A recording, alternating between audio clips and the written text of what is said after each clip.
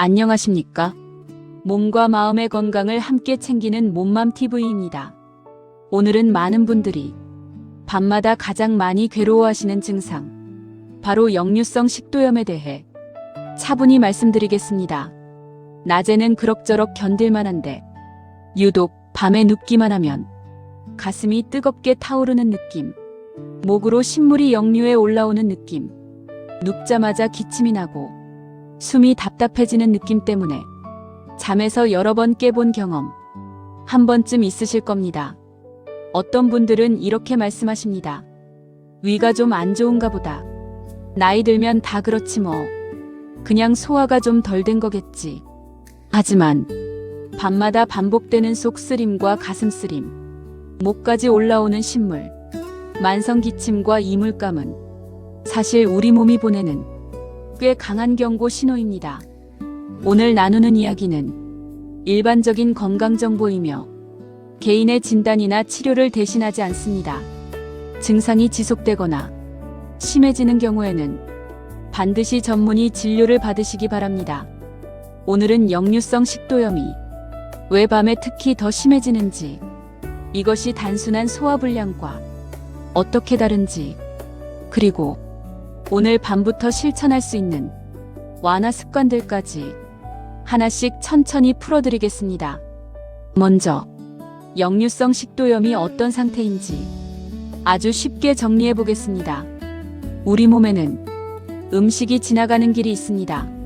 입에서 식도 위로 이어지는 긴관인데, 이 중에서 위는 강한 위산을 이용해 음식을 녹이고 잘게 부수는 역할을 합니다. 문제는 위산이 워낙 강하기 때문에 원래 있어야 할 위 안에만 머물러야 하는데, 어떤 이유로 위산이 위에서 식도로 역류해 올라오면 식도는 그 산을 견딜 준비가 되어 있지 않기 때문에 금세 자극을 받고 염증이 생깁니다. 이렇게 위 내용물이 식도로 역류하면서 가슴이 쓰리고 목이 따갑고 신물이 올라오는 상태를 우리가 역류성 식도염이라고 부르는 것입니다. 여기서 중요한 역할을 하는 것이 위와 식도 사이에 있는 작은 문 같은 구조입니다. 이 문을 의학적으로는 하부식도 괄약근이라고 부르는데, 쉽게 말하면 위산이 위 안에만 있도록 막아주는 고무밴드라고 생각하시면 됩니다. 이 고무밴드가 튼튼하고 잘 닫혀 있을 때는 위산이 위에서만 머물고 위쪽으로 올라오지 않습니다. 그런데 이 밴드가 약해지거나 자주 열려 있거나 혹은 위 속의 압력이 너무 높아지면 위산이 훌쩍 넘어와 식도를 자극하게 됩니다. 낮에는 괜찮다가 밤에 누우면 특히 더 심해지는 이유도 여기에서 시작됩니다. 우리가 서 있거나 앉아 있을 때는 중력이 도와줍니다. 위에서 조금 역류가 되려고 해도 몸이 세워져 있으니 아래 방향으로 힘이 작용하고 침도 자주 삼키면서 산을 어느 정도 씻어내줍니다. 하지만 밤에 눕는 순간 몸이 수평이 되면서 중력의 도움을 거의 받지 못하게 됩니다. 위와 식도의 높이가 비슷해지니 위 안의 내용물이 훨씬 더 쉽게 위로 올라올 수 있습니다. 게다가 잠을 자는 동안에는 우리가 침을 삼키는 횟수도 줄어들고 음식을 밀어내는 식도의 움직임도 느려집니다. 그러다 보니 위산이 한번 올라오면 그대로 식도에 머무는 시간이 길어지고 그만큼 자극도 더 심하게 느껴지는 것입니다. 그래서 많은 분들이 밤에만 가슴이 불타는 것 같아요. 누우면 더 심해져서 의자를 세워놓고 자요. 이렇게 말씀하시는 겁니다. 또 하나 중요한 점은 역류성 식도염의 증상이 꼭 속쓰림으로만 나타나는 것은 아니라는 것입니다. 대표적인 증상은 다음과 같습니다. 가슴이 타는 듯한 느낌, 목이나 가슴 사이가 화끈거리거나 타들어가는 느낌, 목까지 신물이 역류해 올라와 시고 쓴맛이 느껴지는 경우, 목에 뭔가 걸린 것 같은 이물감, 목이 잦은 헛기침이 나거나 아무리 기침을 해도 개운하지 않은 느낌, 원인을 알 수 없는 만성기침, 목이 자주 쉬거나 목소리가 탁해지는 것, 아침에 일어났을 때 유난히 목이 칼칼하고 따가운 느낌, 이런 증상들이 반복되는데 감기인 줄 알았다. 목만 문제인 줄 알았다. 이렇게 생각하고 지내시는 분들이 참 많습니다. 실제로 위에서 올라온 산이 목과 성대를 자극하면서 목소리 변성, 잦은 기침, 잦은 목 통증으로 이어지는 경우가 많기 때문에 이런 증상이 계속될 때는 단순한 감기나 기관지 문제만으로 보지 않고 역류성 식도염 가능성도 함께 생각해 보셔야 합니다. 이제 많은 분들이 궁금해하시는 부분, 도대체 왜 이런 역류가 생기는지 원인을 조금 더 일상적인 언어로 살펴보겠습니다. 우선 위와 식도 사이 문을 지키는 고무밴드가 약해지는 경우입니다. 나이가 들면서 근육의 탄력이 줄어드는 것처럼 이 부분도 조금씩 탄성을 잃게 됩니다. 또한 과식, 잦은 야식, 기름진 음식, 커피, 탄산음료, 초콜릿, 술처럼 밴드의 힘을 떨어뜨리는 음식들을 자주 섭취하면 이 문이 쉽게 열리고 느슨해질 수 있습니다. 둘째, 위 안쪽 압력이 너무 높아지는 경우입니다. 한 번에 식사량이 많거나 빵, 면, 튀김류를 많이 먹어 위가 쉽게 더부룩해지는 식습관, 꽉 조이는 바지나 벨트를 자주 착용하는 습관, 배둘레 지방이 많아져 배가 항상 팽팽하게 긴장되어 있는 상태는 위 안의 압력을 높여 역류를 더 쉽게 만듭니다. 셋째, 식사 후 바로 눕거나 바로 소파에 비스듬히 기대는 습관입니다. 위 속에 음식이 아직 많이 남아있는 상태에서 몸을 눕히거나 상체를 젖혀버리면 위 내용물이 더 쉽게 식도로 올라옵니다. 특히 저녁 식사 후 바로 누워 TV를 보거나 식사하고 한두 시간 안에 잠자리에 드는 습관은 역류성 식도염을 악화시키는 대표적인 생활 패턴입니다. 넷째, 흡연과 음주입니다. 담배 연기 속 성분들은 위와 식도의 보호막을 얇게 만들고 위산 분비를 자극하며 위와 식도 사이 문을 느슨하게 만듭니다.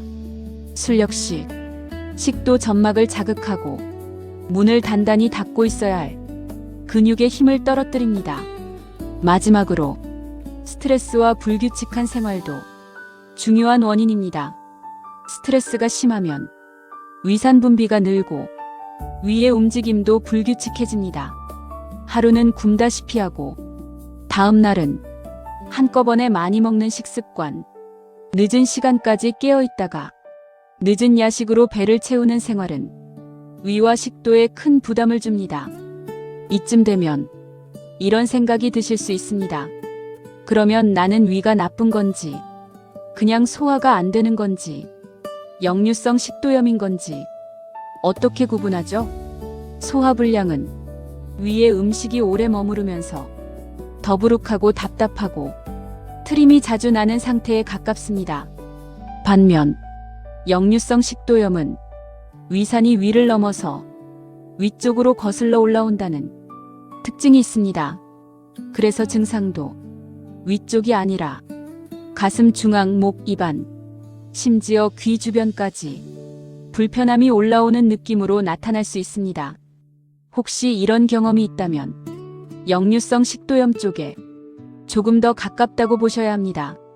자, 그럼 이제 가장 중요한 부분, 무엇을 어떻게 바꾸면 오늘 밤부터 조금이라도 덜 괴로울까? 실천 방법을 하나씩 정리해 보겠습니다. 먼저 식사 습관입니다. 저녁 식사는 가능하면 잠자리에 들기 3시간 전에는 마치는 것을 권해드립니다. 예를 들어 밤 11시에 주무신다면 최소한 밤 8시 이전에는 식사를 끝내시는 것이 좋습니다. 늦게까지 깨어 있다 보면 자연스럽게 야식이 당기지만 배가 꽉 찬 상태에서 눕는 순간 위 내용물이 위에서 식도로 올라오기 훨씬 쉬워집니다. 또한 한 번에 많이 드시기보다 포만감이 100이라면 7, 80 정도에서 멈추시는 연습이 필요합니다. 배는 조금 덜 찬데 속은 편안하다는 느낌이 위에게는 훨씬 좋은 상태입니다. 여기에 더해 우리가 흔히 놓치는 것이 바로 물과 국물입니다. 식사 중에 국물을 너무 많이 드시거나 식사 직후에 물을 벌컥벌컥 많이 마시는 습관은 위 속의 부피를 갑자기 키워서 위산을 위로 밀어 올리는 압력을 만듭니다.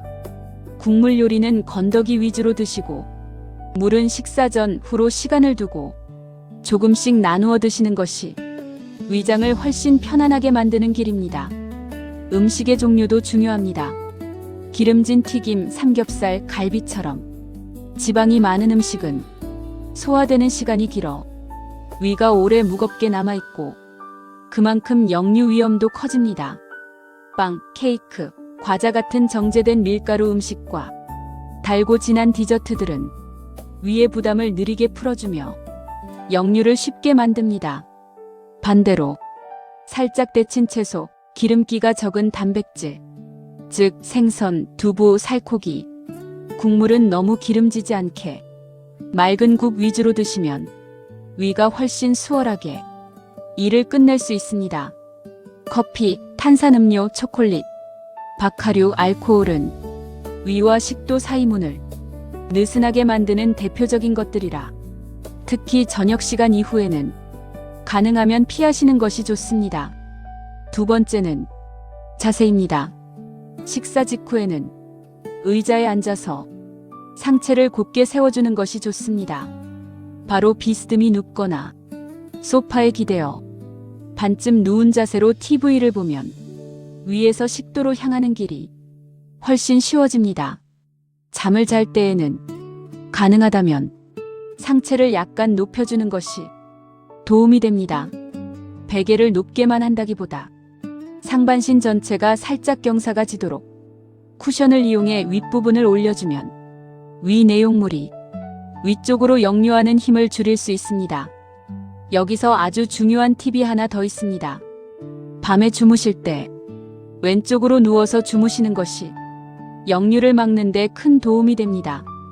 우리 위의 모양이 왼쪽으로 볼록하게 튀어나와 있어서 왼쪽으로 누우면 위산이 아래쪽 주머니에 고이게 되어 식도로 넘어오는 것을 물리적으로 막아주기 때문입니다. 세 번째는 옷차림과 배 주변 압력입니다. 허리를 조이는 바지, 배를 꽉 졸라매는 벨트, 너무 꽉 끼는 것들, 보정 속옷 등은 모두 위 압력을 높여 역류를 쉽게 만드는 요인입니다. 특히 식사 후에는 배를 조이지 않는 편안한 옷차림이 위와 식도에 훨씬 덜 부담스럽습니다. 네 번째는 체중 관리입니다. 배 주위에 지방이 많이 쌓이면 평소에도 배 안압력이 높아진 상태가 됩니다. 이 상태에서는 위와 식도 사이 문을 아무리 꽉 잡고 있어도 자주 밀려서 열릴 수밖에 없습니다. 물론 단기간에 체중을 확 줄이기는 어렵지만 하루 10분에서 20분의 꾸준한 걷기, 늦은 밤 간식 줄이기, 탄산, 과자, 빵을 조금씩 줄이기만 해도 배 주변의 부담은 서서히 줄어듭니다. 다섯 번째는 수면과 스트레스입니다. 잠을 너무 적게 자거나 뒤척이며 얕은 잠만 반복할수록 우리 몸은 더 예민해지고 위산 분비도 불규칙해집니다. 배가 아주 고프지도 아주 부르지도 않은 상태에서 몸과 마음이 조금 편안해진 상태로 눕는 것이 위와 식도 건강에는 가장 좋은 준비입니다. 잠들기 직전까지 스마트폰 화면을 보면서 자극적인 뉴스, 영상, 댓글을 계속 보다 보면 머리는 흥분되어 있는데 몸은 눕는 이상한 상황이 만들어집니다. 이럴 때는 잠들기 30분 전쯤 조명을 조금 낮추고 핸드폰을 잠시 멀리 두고 호흡을 천천히 가다듬으면서 몸의 긴장을 풀어주는 시간을 가져보시는 것이 역류성 식도염 완화에도 도움이 됩니다. 여섯 번째는 언제는 꼭 병원을 가야 하는가입니다. 역류성 식도염은 생활 습관만 잘 바꿔도 많이 완화되는 경우가 많지만 다음과 같은 경우라면 미루지 않고 전문의 진료를 보셔야 합니다. 먼저 가슴 통증입니다. 단순히 타는 듯한 느낌을 넘어 가슴 중앙이 꽉 조이듯 아픈 느낌이 자주 반복될 때입니다. 특히 계단을 오르거나 빠르게 걷는 등 몸을 움직일 때 통증이 더 심해지고 그 아픈 느낌이 턱이나 왼쪽 팔 쪽으로 뻗치듯 퍼진다면 그것은 식도가 아니라 심장이 보내는 긴급 신호일 수 있습니다. 이럴 때는 소화제만 드시고 견디지 마시고 반드시 응급실이나 순환기내과를 찾으셔야 합니다. 다음은 변의 색깔입니다. 설명하기 어려울 정도로 체중이 갑자기 빠지거나 검붉은색 혹은 짜장면처럼 까만색 변을 보는 경우입니다. 이런 까만 변은 위나 식도 어디선가 피가 나고 있다는 아주 위험한 증거일 수 있습니다. 어제 뭘 잘못 먹어서 그런가 보다 하고 그냥 넘기시면 절대 안 됩니다. 또한 속쓰림과 함께 음식을 삼킬 때 자꾸 목에 걸리는 느낌이 들고 자주 살에 들리거나 식은땀, 숨가쁨이 함께 온다면 이 역시 단순한 역류를 넘어선 신호이니 꼭 확인해 보아야 합니다. 이런 증상들은 단순한 역류성 식도염을 넘어서 식도에 상처나 궤양이 생겼거나 드물지만 다른 심각한 질환이 숨겨져 있을 가능성을 꼭 확인해 보아야 하는 신호입니다. 약에 대해서도 한 가지만 말씀드리겠습니다. 많은 분들이 위산을 잡는 약을 먹으면 평생 먹어야 한다던데요. 약에 의존하고 싶지 않아요. 이렇게 걱정하시곤 합니다. 실제로는 위산 분비를 줄이거나 위산을 중화시켜주는 약들이 역류성 식도염 증상을 빠르게 줄여주고 식도 점막이 회복될 시간을 벌어줄 수 있습니다. 다만 약은 해결의 끝이 아니라 회복을 위한 시간 벌기라고 보시면 좋습니다. 약으로 증상을 줄이는 동안 식습관, 수면, 체중, 자세, 옷차림 같은 생활 요소들을 함께 바꾸지 않으면 약을 끊었을 때 다시 역류가 반복될 수 있습니다. 따라서 약에 대한 과도한 두려움보다는 전문의와 상의해 나에게 필요한 기간 동안 도움을 받을 것은 받고 그 사이에 생활 습관을 다듬어가는 전략이 가장 현실적인 방법입니다. 이제 마지막으로 역류성 식도염을 대하는 마음가짐에 대해 짧게 말씀드리고 마무리하겠습니다. 많은 분들이 위나 식도 증상을 가볍게 여기십니다. 그냥 체한 거겠지. 소화 좀 안 되는 거지 뭐. 이렇게 넘기시다가 밤마다 잠에서 깨고 기침과 가슴 쓰림 때문에 생활의 질이 크게 떨어진 뒤에서야 병원을 찾으시곤 합니다. 하지만 우리 몸은 조금 불편해질 때마다 계속해서 메시지를 보내고 있습니다. 밤에만 유난히 심해지는 가슴 쓰림, 누우면 올라오는 신물, 목에 이물감과 잦은 기침, 아침마다 칼칼한 목과 쉰 목소리. 이 신호들은 지금 위와 식도가 많이 힘들어졌으니 생활의 속도와 방향을 조금만 바꾸어 달라는 몸의 부탁일지도 모릅니다. 오늘 몸맘TV에서 나눈 이야기가 여러분을 불안하게 만들기 위한 이야기가 아니라 이 증상에도 다 이유가 있구나. 지금부터라도 바꿀 수 있는 것들이 있구나 하는 작은 깨달음이 되셨으면 좋겠습니다. 오늘 영상을 들으신 뒤에는 오늘 저녁 식사 시간을 평소보다 조금만 앞당겨 보셔도 좋고 식사 후 바로 눕지 않고 의자에 앉아 2-30분만 곧게 앉아 계셔도 좋습니다. 잠자리에 들 때 베개와 쿠션을 조금 조절해 상체를 살짝 높여보시는 것, 늦은 시간 커피와 야식을 하루라도 줄여보시는 것, 이런 작은 실천 하나하나가 여러분의 밤을 조금 더 편안하게 만들고 위와 식도가 다시 쉬어갈 수 있는 시간을 선물해 줄 것입니다. 몸맘TV는 여러분의 위와 식도가 조금 더 편안해지고 밤잠이 조금 더 깊어질 수 있도록 앞으로도 차분하고 정확한 정보로 함께하겠습니다. 오늘도 끝까지 함께해 주셔서 감사합니다. 오늘 밤은 가슴 쓰림보다 조금 더 편안한 숨과 깊은 잠이 여러분 곁에 함께하길 바라겠습니다.